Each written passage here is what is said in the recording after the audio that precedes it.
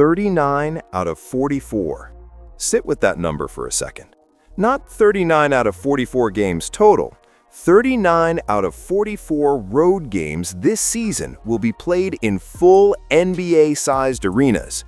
Not slightly upgraded venues, not minor league bumps. 20,000-seat houses in major markets across the country. And here's the part that should stop you cold. The season hasn't started. The rosters aren't even finalized. Tickets in Toronto are already sold out. What you're looking at right now isn't a basketball story. It's a financial earthquake, and the aftershocks are hitting every single corner of women's basketball at the exact same time.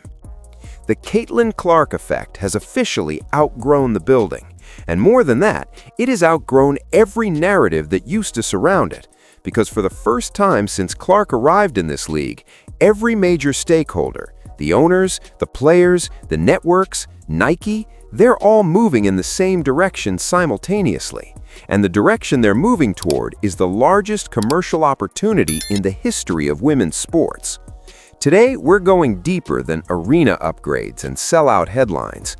We're connecting the dots on a structural shift that just fundamentally rewired how this league distributes power, money, and influence. And we're going to explain exactly why the critics, the skeptics, and even the players who spent last season resenting Clark's spotlight have officially run out of arguments. Every piece has been falling into place one by one. Today, they've all landed at once. Let's get into it. The first domino fell in Atlanta, and the way it fell tells you everything about how quickly the calculus inside this league has shifted. The Atlanta Dream announced they would relocate both of their home games against the Indiana Fever, June 20th and August 16th, to State Farm Arena, home of the Atlanta Hawks. That's a building that holds more than 21,000 fans. To be fair, Atlanta moved a total of 5 games to that larger venue this season, not just the Fever matchups. Those other upgrades carry real value for the franchise's overall visibility in one of the South's biggest sports markets. But let's not pretend we don't know which 2 dates every ticket broker in the Southeast had circled the moment that schedule went public. There's a layer to the Atlanta move that cuts deeper than standard marketing decisions, though. This is the same franchise that used a scheduling conflict as the official explanation for a similar arena upgrade last season. The WNBA community noticed. Analysts connected the dots publicly. The optics were uncomfortable for everyone involved. And this year, rather than running that exact same play again and hoping the scrutiny doesn't follow, the Dream simply got ahead of it. No creative explanations, no carefully worded statements. Upgrade the venues, fill the buildings, count the revenue, move forward. It's a more direct approach, and based on the ticket demand already building around those 2 dates, it's working. The market doesn't care about the explanation, it cares about the seats being there when it shows up to buy. But Atlanta is just the opening act, because what's happening north of the border makes the State Farm Arena move look almost conservative by comparison. And once you understand the full Toronto picture, the scale of what's actually unfolding here becomes impossible to ignore. The Toronto Tempo is a brand new WNBA franchise, first season, no history, no established fan base built over years of winning, no marquee veterans with deep roots in the city's sports culture. And yet, in March, before a single regular season game has been played anywhere in the league, before the Indiana Fever have even finalized their roster, the Tempo have already sold out their home game against the Fever, completely, every seat gone. Here's what makes that even more striking. The Tempo moved this game from their standard home at the Coca-Cola Coliseum, which holds fewer than 8,000 fans, to Scotiabank Arena, home of the Toronto Raptors, which holds approximately 20,000. That's more than 12,000 additional tickets made available in the very first season this franchise has ever competed, and they're gone, all of them. The pricing tells the story better than any analysis ever could. Upper bowl seats for this game start at $150. Lower bowl runs upward of $700. For anyone not deeply familiar with the Toronto sports market, this context is essential. This city is one of the most competitive and passionate sports markets in all of North America. Maple Leafs tickets command those exact same prices. Getting quality seats to a Leafs game is a notoriously brutal exercise that has defined the city's sports culture for generations. There are waiting lists. There are generational season ticket holders who pass their seats down like inherited property. Getting in costs real money and real patience. And now a WNBA game featuring Caitlin Clark is trading at equivalent value in that same market. Toronto sports fans do not spend Leafs money on things they aren't serious about. The city is telling you something very clearly and very loudly. That $700 lower bowl floor is the free market placing a precise dollar value on what Clark brings to a building. And you don't argue with the free market. It doesn't negotiate. To understand why that $700 floor matters so much beyond one ticket price in one city, you have to zoom out and look at the full financial picture that has been assembling around Clark since she entered this league. Financial analysts estimated during the 2024 season that Clark, when healthy and playing, generates upward of $1 billion in annual economic activity for the WNBA. $1 billion per season. And further analysis placed her individual share of the league's total economic output in 2024 at approximately 26%. One player, in a league with roughly 140 total roster spots across all teams, responsible for more than a quarter of all the league's economic activity. That level of commercial concentration in a single athlete has no real parallel in the modern landscape of women's professional sports anywhere on the planet. But here's the thing about that number. It doesn't exist in a vacuum. It lands on top of a specific history that makes it even more extraordinary than it sounds on the surface.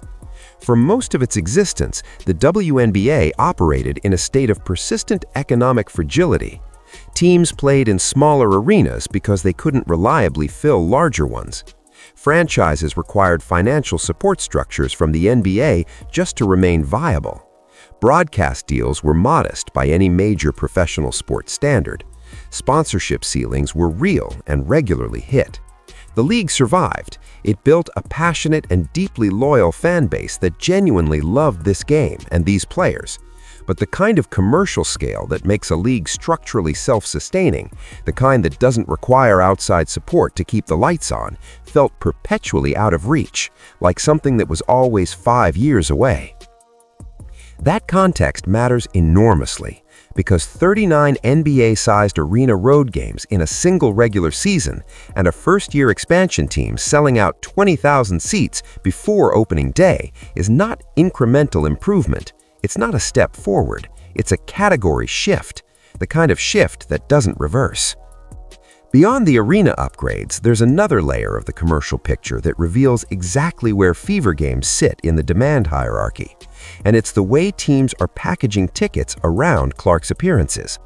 Multiple franchises have structured their half-season ticket packages this year by deliberately excluding Indiana Fever games entirely. The reasoning is straightforward, and it's not complicated. Fever games command premium individual pricing that makes bundling them into discounted packages a poor business decision. When a game will sell at maximum market price entirely on its own, there is no rational incentive to discount it into a package just to move other inventory. Teams know this. The fact that multiple organizations across the league are making this exact same call simultaneously tells you precisely where fever games sit, at the very top, priced separately, sold first. Everything else gets bundled around the gap they leave. And then there's the Washington Mystics situation, which tells a completely different kind of story. When Indiana comes to Washington this season, the game will be at Entertainment and Sports Arena, capacity approximately 4,500 fans. The Mystics did move one game this season to the larger Capital One Arena, home of the Wizards, but that game is against the Chicago Sky, not the Fever. It's public record that Shakira Austin last season was vocal about her frustration with the noise level inside buildings packed with traveling Fever fans. Whether the small venue decision for the Fever game is directly connected to that dynamic is something only the Mystics organization knows with certainty. What can be stated plainly is this: 4,500 seats for one of the most commercially valuable games on the entire WNBA calendar creates a scarcity math problem that resolves itself immediately and without mercy in the resale market. Fans who want to be in that building will pay whatever the secondary market demands, and the secondary market will demand a lot. The Indiana Fever's own communication style this preseason reflects the broader shift in posture happening across the league. When they dropped their official schedule announcement, the approach was a marked departure from last year's Now You Know campaign, which was aggressive, intentional, and swagger-heavy in a way that was clearly designed to make a statement. The message in that campaign was unmistakable. Things have changed, we're here, and we're going to remind you every chance we get. This year's version is quieter, more focused, business mode energy.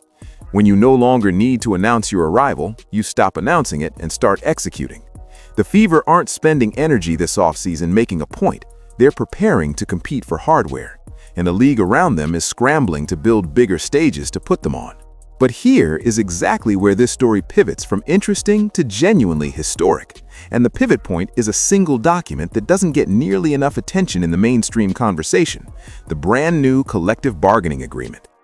In previous seasons, when a team upgraded their arena for a Fever road game and packed it with Clark fans who had traveled hours to be there, the players were not celebrating. The frustration was real, it was public, and it was completely understandable. Why does she get all the credit? Why does the league reorganize itself around one player? Why are our home arenas being overrun by fans who came to see the visiting team? And underneath that frustration was a completely legitimate structural grievance that had nothing to do with personality or jealousy or anything petty. The players were competing at the highest level of their sport. They were absorbing the physical toll. They were building the product, and they were not directly benefiting when their own home games generated outsized commercial returns because Clark happened to be on the opposing roster. The money was flowing into the building. The players weren't seeing it. That disconnect wasn't just a PR problem, it was a structural flaw in how revenue moved through the league, and it created the kind of friction that surfaced publicly throughout the 2024 season, on the court, in post-game interviews, and across every social media platform where WNBA discourse lives. The new CBA addresses that directly, and it does so in the most concrete way possible. Under the agreement finalized before this season, players league-wide receive up to 20% of gross revenue. When the Atlanta Dream fills State Farm Arena for a Fever game and generates 4 to 8 times the revenue of a standard game night, every player in the WNBA gets a direct financial share of that money. Not just the Dream's roster, not just the visiting Fever players, the entire league-wide player pool. Suddenly, the player who spent last season frustrated about Fever fans being too loud in her home building now has a direct financial incentive to want those fans to travel farther, fill bigger buildings, and pay more. The dynamic has been reversed. Not because anyone changed their mind, not because anyone had a productive conversation about shared goals and mutual respect, but because the CBA put real, tangible money on the table that simply did not exist in that form before. And money has a way of cutting through friction faster than any conversation ever could. The numbers get more striking the further you run them. 4 to 8 times the revenue on a single road game night. That's the multiplier generated when a team moves from a standard WNBA venue to an NBA-sized arena with Clark-level ticket demand driving prices up simultaneously. When you apply that multiplier across a schedule where 39 of 44 road games are in NBA buildings, you're not looking at a bump in revenue. You're looking at a fundamental restructuring of the Fever's economic footprint within the league, and by extension, the financial picture of every single team that gets to host Indiana this season.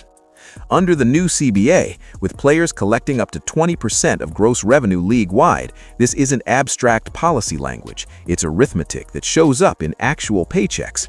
And the players who read that agreement carefully and understood what the revenue-sharing structure actually means know something now that changes the entire internal dynamic of this league. They know that every healthy game Caitlin Clark plays is money in their account. Not metaphorically, not theoretically, literally through the revenue distribution mechanism the Players Association negotiated. That knowledge doesn't just change how players talk about Clark in front of cameras, it changes the internal calculus of what it means to compete in a league where one player generates 26% of total economic output. Rational self-interest is the most powerful realignment tool that exists, and right now it's pointed directly at making sure Clark stays healthy, stays on the court, and stays at the center of every major commercial moment this league produces. The player culture shift this creates is worth sitting with for a moment. In 2024, there was genuine friction, some of it public, some of it operating below the surface, around the question of why Clark's presence defined so much of the league's commercial narrative. Players who had been the best in the world at their craft for years found themselves in a league whose external story was organized almost entirely around a second-year player. That's a psychologically difficult reality regardless of how much money is involved, and the frustration it generated was understandable and human. But it was also frustration rooted in a structural reality that no longer exists. The CBA didn't ask anyone to feel differently about Caitlin Clark. It changed what financially rational behavior looks like. And financial rationality has a way of reshaping conversations faster than any public messaging campaign ever could. While the arena and CBA picture was being reshaped, Nike was executing a parallel strategy. And it goes further than what most of the mainstream conversation has acknowledged. Earlier this offseason, the brand confirmed the release of the Kobe 5 Pro in a coconut milk colorway, priced at $190 and dropping in June. That release is expected to generate significant volume through Clark's market association with the Nike label. But that is the appetizer. The main course hasn't landed yet. Clark's long-awaited signature shoe is reportedly real, reportedly in a category of its own, and reportedly coming. Ryan Rocco, the announcer whose call became the sonic signature for Clark's three-point shots, went on record saying he has personally seen the shoes, and that when they drop, they are going to be, in his words, incredible. He stopped himself before providing any specifics, clearly bound by some level of confidentiality, but the public record places the signature shoe's target release in the 2026 holiday season. That timeline puts a Caitlin Clark product in the most commercially intensive window of the entire year, the gift market, December, when consumer attention and purchasing behavior converge at their annual peak. And it positions her as the lead commercial story in women's basketball through an entire WNBA offseason. Nike does not build holiday season signature releases for athletes they're uncertain about. That level of supply chain commitment, design investment, and marketing infrastructure is reserved for athletes the company has internally decided are category-defining over the long term. That's not a short-term bet, that's a structural commitment. The strategic timing is also precise in a way that suggests deliberate planning around a very specific scenario. The 2026 holiday drop is positioned to ride the wave of whatever Clark produces on the court during the 2025 season. If she wins MVP, which early markets have her co-favored to do, or if the Fever compete deep into the playoffs, the signature shoe doesn't arrive as a product, it arrives as a cultural event, tied to a player at the peak of her competitive story arc, with the largest consumer spending window of the year as the backdrop. Nike isn't reacting to what Clark has already accomplished, they're planning around what they've assessed she's about to do. That's a fundamentally different posture, and it tells you exactly what the most sophisticated marketing operation in sports thinks the next 2 years look like. And then there was a moment that arrived with zero coordination from any marketing department. Because you cannot coordinate moments like this. They either happen or they don't. Clark was on the sideline of a Pacers game this preseason working as a credentialed photographer. Vest, camera, credentials, just out there being a human being, having fun, not taking herself too seriously, doing the kind of spontaneous thing that makes casual fans feel like they actually know who you are, beyond the highlight reel. The broadcast picked her up on the baseline, and what followed set off a ripple that no brand partnership budget in the world could have purchased. Luka Doncic, one of the biggest names in global basketball, a player with a genuinely massive international following that stretches far beyond North American sports audiences, was asked on camera about his relationship with Clark. His answer was simple. He's a fan. He watches her games. He wants to go see her play in person. No marketing department writes that clip. No sponsor arrangement produces that kind of authenticity. When a player of Doncic's stature voluntarily steps into your narrative on national television, something very specific happens in the audience watching. His followers discover you. Basketball fans who had never closely watched a WNBA game, fans who consumed the sport primarily through the NBA lens, suddenly had a reason to look, a credible reason, delivered by someone they already trusted and followed. That is the compounding nature of what Clark does in its purest form. It doesn't just maintain the audience it has already built.